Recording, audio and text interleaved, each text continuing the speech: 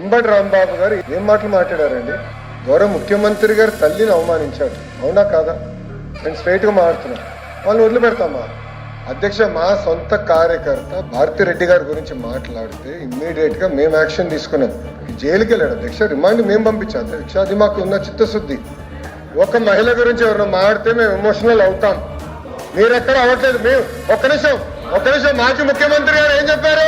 అక్కడికి వెళ్ళి 2 చిన్న మాటలు చెప్పారన్నారు. మీకు తెలియకపోతే మీరు బయటకు వెళ్ళొచ్చు. ఆయన ఏమన్నారు? 2 చిన్న మాటలు చెప్పారంట. ఒక తల్లిని అమలు చేస్తారు, 2 చిన్న మాటలు ఉంటాయి మీకు. చిన్న మాటలు ఉంటాయి మీకు. సొంత తల్లి చెల్లిని గౌరవించడం మీకు అలవాట్లు ఎత్తుకోవచ్చు. మాకుంది, బాధ్యత మా పైన ఉంది. ఒక్క మహిళ చోలికి ఎవరు వెళ్తే వదిలిపెట్టాం మేము. అది మాకున్న సంస్కృతి. అంతేగాని మీరు సమర్థించి ఏదో క్షమాపణ అడిగారని బాస్, ఒక తల్లి జోలికి వెళ్తే ఎవరిని వదిలిపెట్టాం. Take it from us. ఎవరిని వదిలిపెట్టే ప్రసక్తే ఉండదు మా దగ్గర. ఎవరు తల్లైనా, జగన్మోహన్ రెడ్డి గారి తల్లైనా కూడా, ఎవరు తల్లైనా, ఎవరు చెల్లైనా, ఎవరు అక్కైనా, ఒక మహిళ జోలికి వెళ్తే ప్రజాప్రభుత్వం ఎవరిని వదిలిపెట్టే ప్రసక్తే ఉండదు.